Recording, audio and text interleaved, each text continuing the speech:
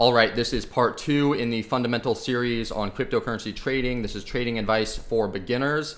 And this video this whole series was actually inspired by one of my favorite cryptocurrency traders, Jacob Canfield. So I do need to mention that these are basically his ideas, but they're so fundamental that really anyone getting into cryptocurrency should know about them, anyone getting into trading, because they are so fundamental. And like I said before, you focus on the fundamentals over and over and over again, then that could really set you up for long-term success. So shout out to Jacob, and in this video, we're just going to go over some general advice for traders, for people who want to start trading cryptocurrency. So let's go. All right, so really practice makes perfect, just like anything else. There's two options that you could do when beginning to trade cryptocurrency. The first is to practice trading with fake money. This is called paper trading, and obviously it's all fake. It's not real. So this is great because you get in a lot of trades, as many trades as you want, but it's not so great because you might not have that same pull from your emotions when it's fake money. So this is one option, and what you could do is basically you could write down the trades you want to make and then put them into an app that tracks your trades like Delta, Blockfolio, or cointracking.info. And you could track them and you could see how they turn out. So basically you take, a fake $5,000 or $10,000 and you put it into 5 or 10 different coins or 20 different coins, and you just see how well you do with your pretend trades for a 2 or 4 week period. And what you do is you practice reading the charts, and you practice learning about different patterns, and you practice actually making the patterns and doing the strategies. Then if you notice that you're making good trades and you have a knack for it, then just jump in. You test out different strategies and you get a lay for the land. And then once you're comfortable with everything, basically you jump in. It's just the thing with this is that you need to really be sure to treat your trades, your practice trades, exactly like you would with real trades, and vice versa as well, because like I said before, it's a lot easier to get more emotional with real money. And something else that you might want to think about doing is to simply just write down what you want to have after 1 month. And then once you're done with your practice month, just look at your balance. Like, is it even close to what you expected? This will give you a good, reality check when it comes to trading. And then this is option 2. And this is actually what I like even more. And what you do with this is you take 1/10 of your initial investment and you trade with that for a month. So let's say you're going to invest $10,000 total. So what you do is you take $1,000 and you make 10 different trades with that, or 20 different trades with that.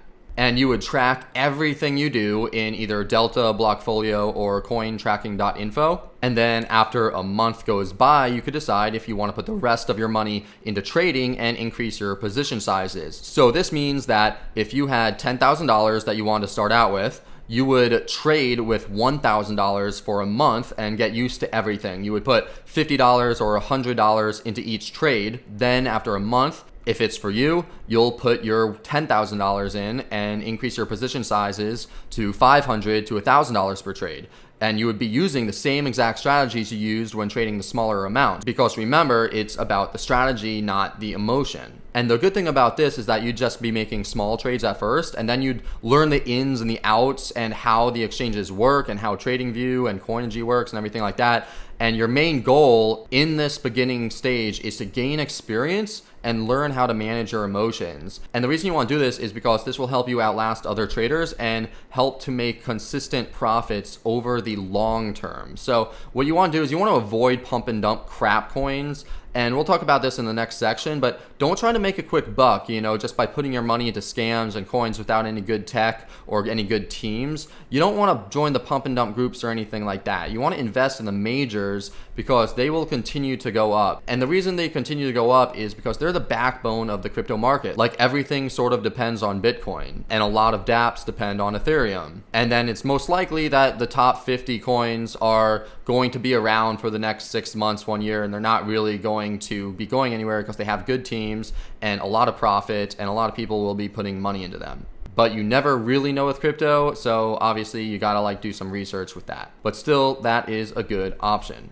And with doing this, a generally good strategy is to simply be risk averse. A lot of people go into crypto and they get caught up by the highs and they focus on the profits. Instead of focusing on making money, obviously you should have, making money in your focus, but instead of having all of your focus on making money, you should focus on not losing money. And now this is a big difference that I've noticed a lot of professional traders have down, and new traders tend to not have down. So your risk tolerance should be high. So the goal is to never lose a lot of money, and this should be the goal because cryptocurrencies, they're very volatile, they're very risky. You don't know if they're going to go down and then just like stay down, or what's really going to happen. So remembering the motto, lose small, gain big, is a really good motto, and you can do that by making trades that have a really good risk to reward ratio. And what that basically means is that you have a greater percentage or greater chance of winning than you do of losing. So maybe on the trade, you'll lose 1 out of 4 times, but you'll win 3 out of 4 times. That's a really good risk to reward ratio, and that's what you're going to try to look for when trading. And then of course, always set your stop losses, or mostly always set your stop losses, and really only invest what you're comfortable with losing. Got to reiterate that point. And here's some things for short-term trades. 5 to 10% is a solid position to have. So bring your stop losses up once you hit these targets in case it drops, but don't try to expect like crazy, 50% gains or 40, something like that on a short-term day trading. Like that's sort of ridiculous. And then for longer term trades, you want to take out your positions or tighten your stop losses at different points. So I recommend at 100% profit, you should think about taking out 50% so that you take out your principal, at least take out 25% so that if it goes down, you won't lose everything. Because if you take out your initial investment at 100% profit, then you don't have to worry if it dips because it's not your money that you put in. Also, I recommend continually raising your stop losses as the price increases, because then even if it dips, you'll still be out with a profit. And we'll talk more about this later. And then finally, never over leverage yourself with margins unless you're really experienced. And then in the last slide, I just want to talk about who's your competition. So you need to realize like every other trader, including the whales, are your competition. So it's actually a good idea. Like what I try to do, or what I try to remind myself, is like who's buying my coin, when I'm selling it, like who's on the other side of this trade.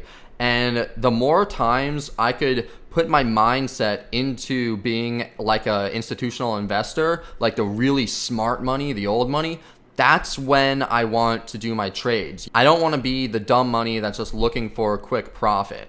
And that's what I try to come back to when I trade. I know it's really difficult to do that a lot of times because that requires long-term thinking, but I think that's a really good strategy to have. And you got to realize, every time someone makes money, someone else loses money. And your competition is every other trader in existence. So really you need to do what we talked about before, which is manage your emotions and trade based off of the fundamental analysis that you know of the crypto and the technical analysis that you did on the crypto, and then understanding how news stories affects the price of the cryptocurrency too. And again, realize, 90% of traders lose money, 10% of traders make money. So how can you be on that 10%? And we talked about that before with having a strategy and not letting your emotions determine your trades. And then finally, I want to talk about investing versus trading, long-term versus short-term, because, the easiest way to make money in crypto, or one of the easiest ways, is basically to put your money in and then wait 6 months or a year or longer, rather to simply trade. Like, this is investing. This is not trading. And if you do that, then you step away or you have your money in your long-term holding positions.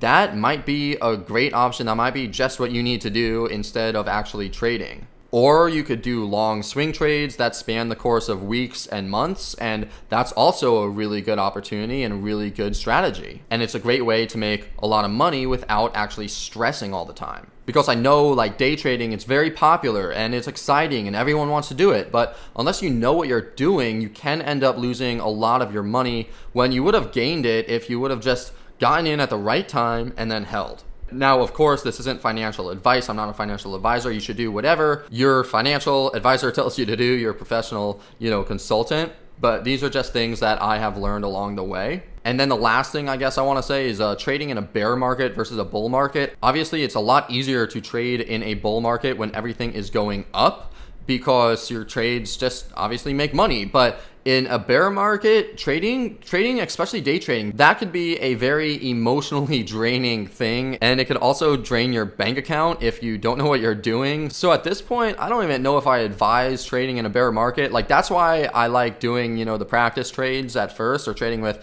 1/10 of your initial investment at first, especially if it's in a bear market. If it's in a bull market, I mean, you could do whatever you want, but in a bear market, it's pretty difficult unless you're pretty experienced. And that is pretty much it for this one. So I'll see you in the next video.